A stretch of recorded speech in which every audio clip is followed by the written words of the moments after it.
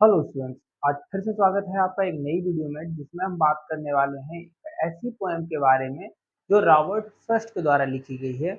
और ये 10th class की सेकंड पोएम है। नाम है इसका फायर एंड आइस। तो देखिए जरा इसमें क्या है, समझने की कोशिश करिए। फायर एंड आइस यानी कि यहाँ जो दो नाम दिए गए हैं, यानी कि आग और दूसरा क्या, बर्फ, दोनों का एक इस कविता में अलग अलग अर्थ है। समझिए क्या है।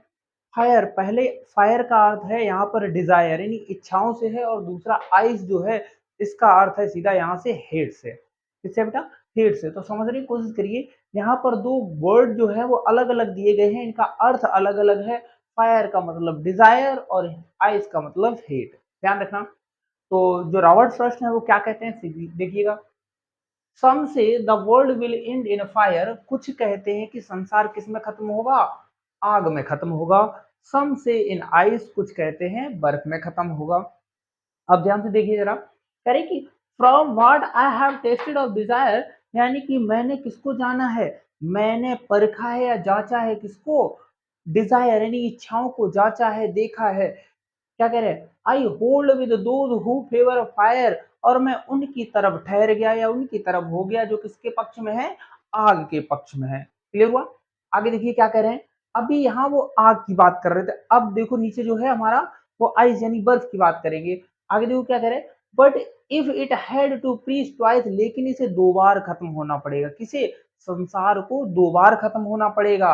अब वो कह रहे हैं कि आई थिंक आई नो, मैं सोचता हूँ, मैं जानता हूँ। क्या? इनफ ऑफ हेट यानी पर्याप्त जानता हूँ किसके बारे में, घृणा के बारे में। टू से दैट, कहने के लिए। फॉर डिस्ट्रक्शन आइज, यानी कि जो बर्फ है उसका जो विस्तार है, इज ऑल्सो ग्रेट, यानी कि यह भी महान है। और क्या कह रहे हैं कि एंड वुड सफिस, और ये पर्याप्त है, सफिशियंट है, क्या करने के लिए, संसार का अंत करने के लिए। तो यहाँ पर बच्चा ध्यान दीजिएगा, जो रॉबर्ट फ्रॉस्ट है वो समझाने की कोशिश कर रहे हैं कि जो हमारा वर्ल्ड है वो दो टाइप से डिस्ट्रॉय होगा यानी खत्म होगा। पहला या तो हमारा हो सकता है इच्छाओं से, और दूसरा हमारा किससे, घृणा से।